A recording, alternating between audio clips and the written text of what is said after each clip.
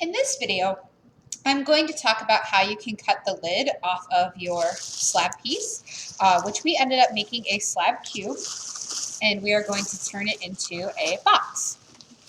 So I have had my slab box or my cube sitting in plastic for several days.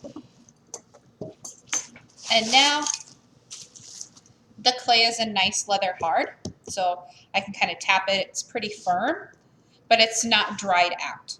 You can also see that that dent is still there. I wasn't able to fix it before I cut the lid. So now hopefully after I cut that lid, I should be able to. So one thing with your lid, when you go to cut it, you don't want to do straight cuts all the way across so that it just kind of shifts or falls off. You want to incorporate maybe a wave or a notch, but you also don't want anything too close together. So if you're doing triangle pieces, you would want to give them some space, because remember that clay shrinks as it dries, and if you don't give it some space in the firing, those teeth will stick together and you won't be able to take the lid off. The same thing would happen with notches. So I am a big fan of the wave actually, and so I'm going to use the fettling knife. Make sure that you're using the fettling knife. This is your cutting tool. You're going to stick the fettling knife in, and if you think about your box as like being cut into thirds, here's like a third, second third, then the first third.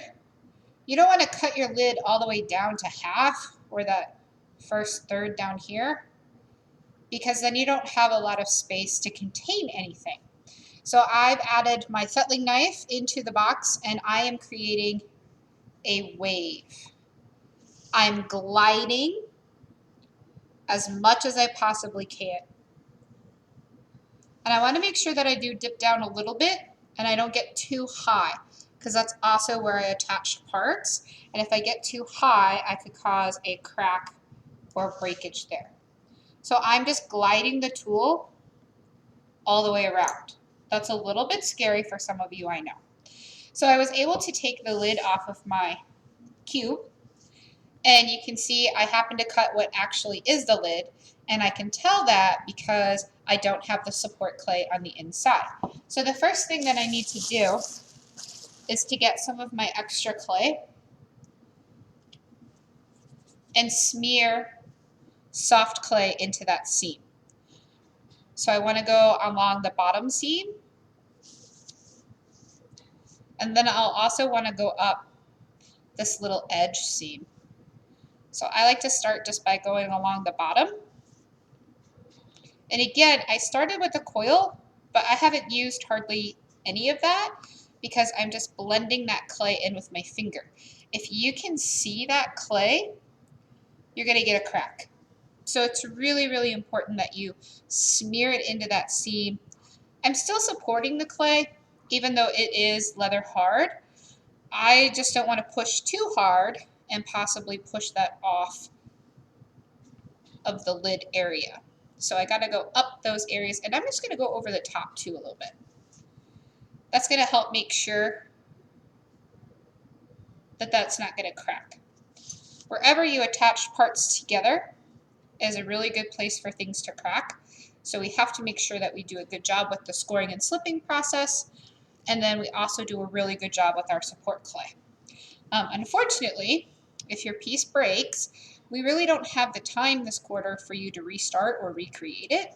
So we want things to work out hopefully that first time. So I put my support clay in, and then I'm just removing the crumbs. Some of those crumbs are kind of stuck on the inside of my lid, so I'm using the wood tool instead of just my finger.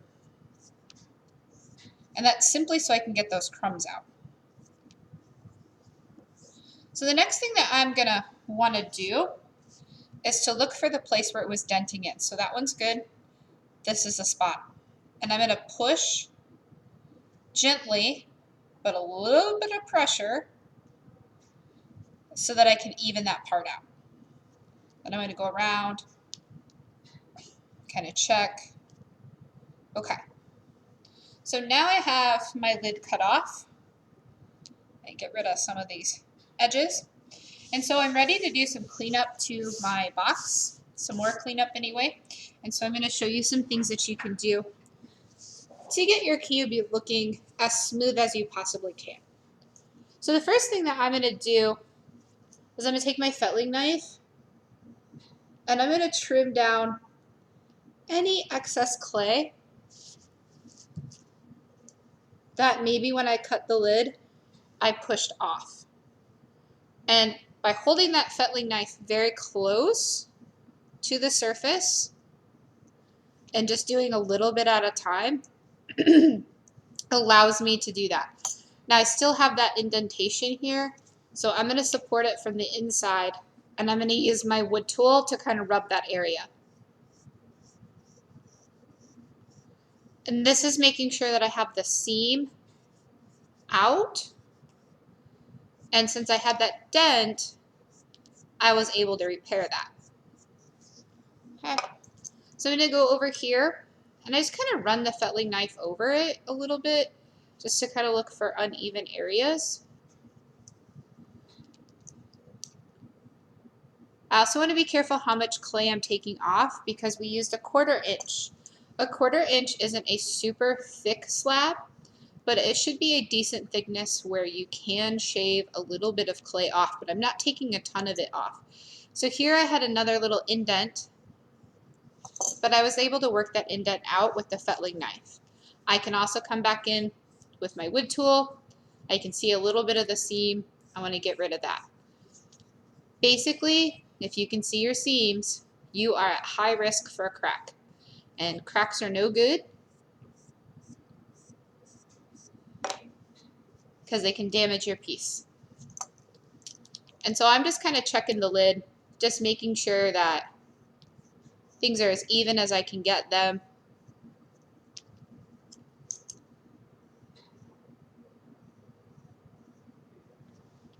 And then going through.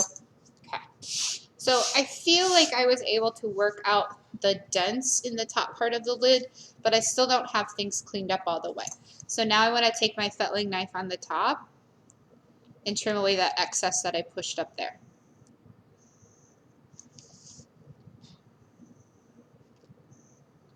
I'm always using some pressure, but I'm really trying not to use too much pressure because right now I have it sitting on the edges of the lid and I definitely don't want that to be a problem. So I popped an air pocket originally, and so it makes kind of a dent in there.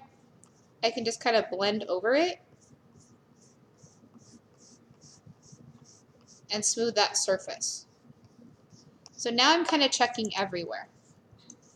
Look for uneven areas, parts that I want to trim. So I feel pretty good about the top of my container. And so I can come back to my sides, just double check those, shaving off any excess.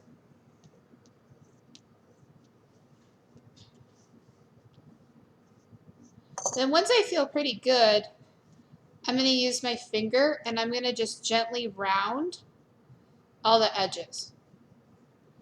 This is going to help with the glazing process later on. It also finishes cleaning it up, so I want to do the edges too that go down on the lid, as well as that top edge.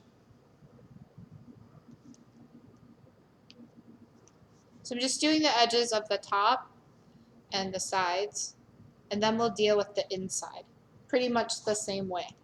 So I want to get that extra clay, make sure things are smooth. So I feel pretty good about the box right now, so I'm going to flip it upside down. So the inside, these edges are a little crinkly. I've got some clay coming from where I cut it. It needs to be blended a little bit more. So again, the fettling knife is my friend. That's the tool I highly recommend. So I'm going to come in and I am going to need to trim that excess edge away. Now these little teeny tiny scraps of clay that you're taking off as you're cleaning it up, you don't have to keep these. These are pretty small compared to before when you were making it. So these would be pretty hard to use. Now if you run out of gray clay and you want to attach a lot of 3D parts onto the outside of your surface, definitely just ask for more material. If you're an online only student, you know, just make sure that you communicate with me that you need more, and we'll set up a time for you to pick that up. So that looks better, but now I have some edges that are sticking up from when I cut it, and I have to be really careful that I'm not trimming too much more off than that extra. The reason is it'll affect the fit of my lid to the bottom part. So I want to make sure that I'm not making it too loose, because we want it to shrink nice so that it'll fit somewhat tight. So I'm just trimming a little bit. You want to be real careful that you're not affecting this part of your container too much, because that will change the fit. So now I'm going to rub. Again, I'm just using my finger because the clay is still leather hard. Like, it's not bone dry by any means. So I can just continue to rub those edges. I could use a damp sponge. I could also use the wood tool, but if you give it a little work, your fingers work just fine. But you can use the tools if you would rather. That's okay with me. That's why they're there, so that you can utilize them. But sometimes you don't need them, and that's okay too. Right, so my edge looks a lot better, but the inside is still kind of ugly. So I'm going to take my wood tool and kind of use that to help blend in my seams just a little bit more and remove any weird excess. So I'm using that same wood tool that has a slant on one side, and then it kind of has like a rounded part. And I am taking a little bit of clay away. I'm making sure that my coils are blended in there. I'm making sure that my seams are blended. And if I make some tool marks, the best way to get rid of those tool marks would probably be a damp sponge.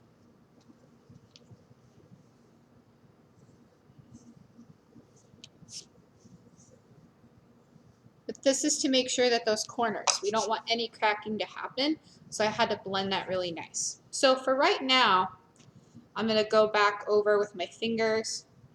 Maybe at the very end I'll decide to use a sponge, and if you don't decide to use the sponge, my fingers are working just fine. Might take a little work to work back and forth on it, but it's blending that area out. And again, I can use my fingers too to get rid of some of these tool marks. So right now the lid looks decent. I wouldn't say that it's perfect, but it definitely looks better than it did. So now I can come to the lower part of my cube, and I want to do basically the same things I was doing before. So I'm going to trim the excess away from the inside. That happened when I cut my lid.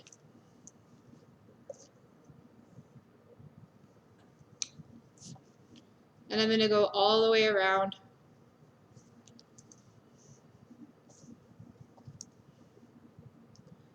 Again, I'm taking very little off at a time so I can control where my fettling knife is. So I did that on the inside. That makes that inside edge kind of poke up a little bit. So again, I'm going to use my fingers, kind of rub that out.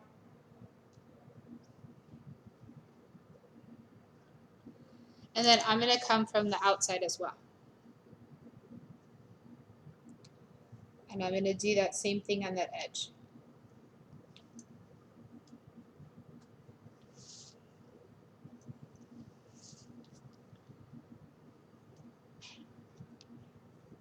So this does take some time. You're kind of like finessing the piece, so to speak, making it look better. And it takes some time to do that. You're not going to see maybe immediate results. And then you may have noticed I keep pushing the crumbs away from me. That's so that I don't set my cube into those crumbs and they don't stick to the surface. So some other things that I can do too to kind of clean things up more is I could use my wood tool, that slant part, and just kind of pull down. And this kind of shows me maybe where I have some areas that aren't level. And so this will allow me to shave maybe a little bit of clay away. I want to be careful. I don't want to do too much. So this spot kind of sticks up high. So I'm going to switch from my wood tool and come in with my fettling knife. And I hold it flush. That's really key. Now my fingernail just took a gouge out of that. So if you have long nails, you've probably been struggling with them during the quarter doing certain things. But if you have long nails, that probably means you're going to want to use the tools more so than your fingers to do certain things. So I need to blend this area out. That's a little concerning to me. So I'll probably have to come back down and trim that. And I did that with my fingernail. So, all right. So this part I know you can't see too well, but I'm holding my fettling knife up against it, and I'm just shaving a little bit down. And then I'm still working on this same side. I just rotated it so I can get a little bit more.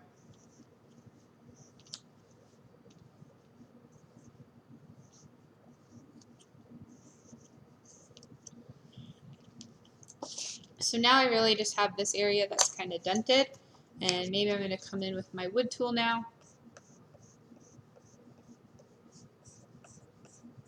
and smooth that all out.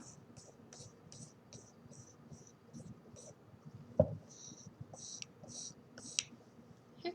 So then I'm going to switch to another side, and I'm going to pull some of that clay down, try to level some sides out. I might have to turn it on its edge.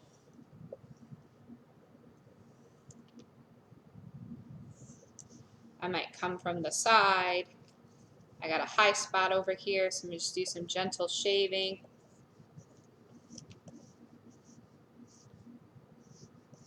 Okay, I wasn't entirely able to get that section to blend out, so I'm going to come back in with my wood tool. And it's still a little bit high right there. So I'm also going to come back with my fettling knife and just take a little bit away at a time. There. That's a lot better. I'm also making sure that none of my seams are showing on the outside. So no side seams, no side seams here. And I'm just going to keep doing this process. Got a high spot, take a little bit of that clay away, take a little bit of that clay away.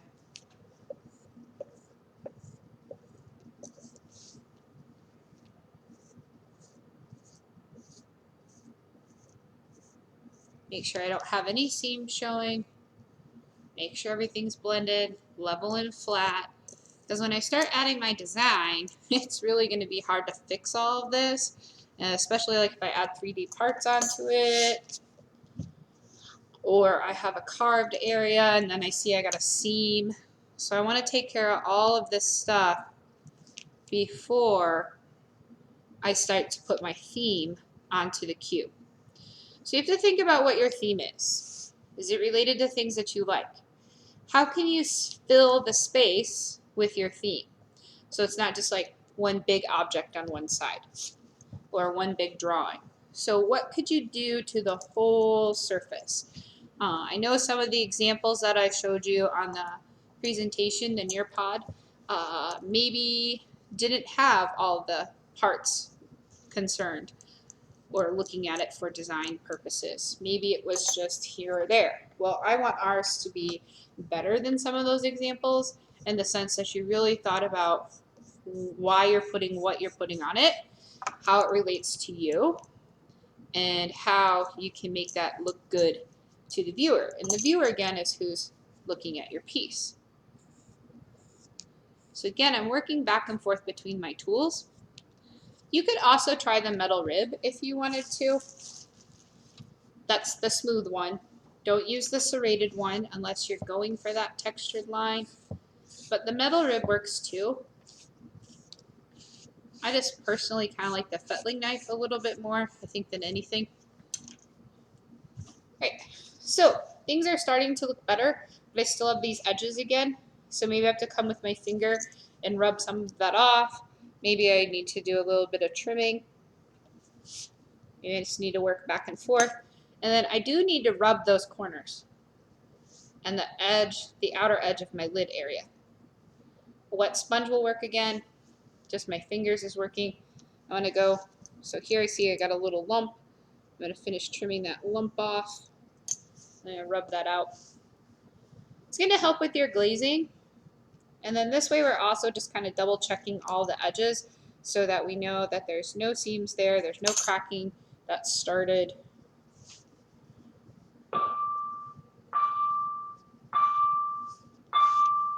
Now, I'm being fairly aggressive, but I'm not like holding it and pulling it like at it from its side. I'm trying to use both hands to kind of turn it and rotate it.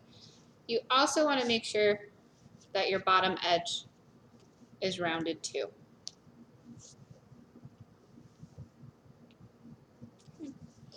So now things are looking a lot better. And so I'm going to put my lid on. And then I want to check how everything looks with the lid and the cube itself. So I can see on this side, and this is a little trickier to do. So not too bad of a fit, but it seems like the top just kind of sticks out more than the lower part. So I'm going to shave a little bit of it away. Because you want to have a nice flow from the cube or the box itself into that lid. And I'm not going to add a handle yet. So if you want a handle, you can have a handle. It also doesn't have to have a handle. That's up to you. So I feel pretty good about how this looks together. It's nice and flush. This doesn't pop out more. This doesn't pop out more. So I need to rotate it again. Now maybe this piece got pushed in, so I need to pull that out just a little bit. So now I can kind of see where my thickness is. So I want the bottom and the lid to go together nicely. And I'm not shaving a lot off. I'm just shaving a little bit. But I want to make sure that these fit together well. And so I kind of blended my line. So that means I'm just going to have to smooth that edge again. So that looks good. Now this side pushes out a little, so I'm going to push that in. Then I'm going to kind of go over.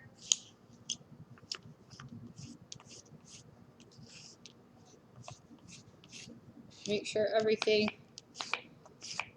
flows nicely.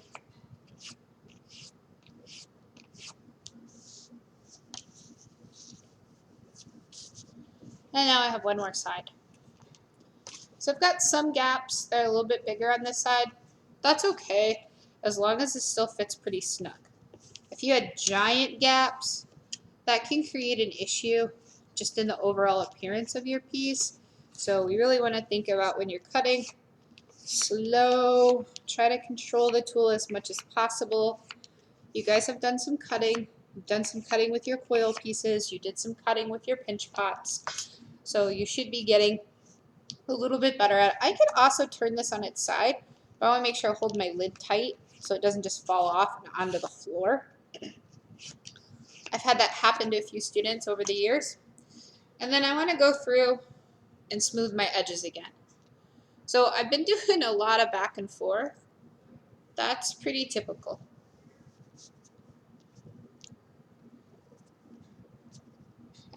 I'm going to clean up my area a little so I get those crumbs on my cube. Now I'm going to go from the bottom to the lid.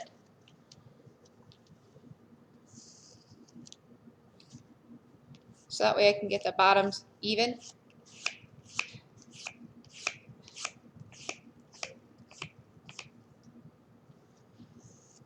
So I've showed you different tools that you can do this work with. You have to find what works for you.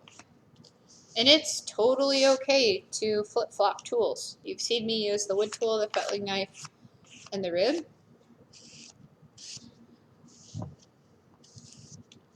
But I have paid attention to all those surfaces to make sure that things look pretty even. Then I'm just going to take my fettling knife at the bottom, remove this edge.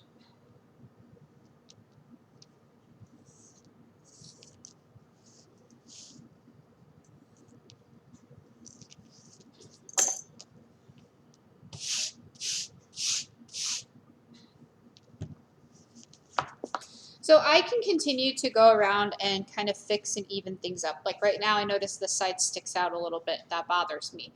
So I can keep kind of fussing with it a little bit more. Once you get to a point where you're satisfied with the way that it looks, the last thing that you're going to do is just use a nice damp sponge over all of it. And that's just to finish smoothing out any tool marks. Now I haven't really done too much to my inside. And that's because I did a pretty darn good job when I blended the inside. But if you have some areas of unevenness, you might need to use your wood tool to kind of get into those seams and smooth them out and clean them off. So I'm using, instead of the pointed part this time, I'm using that back end, but I'm using like the side of it.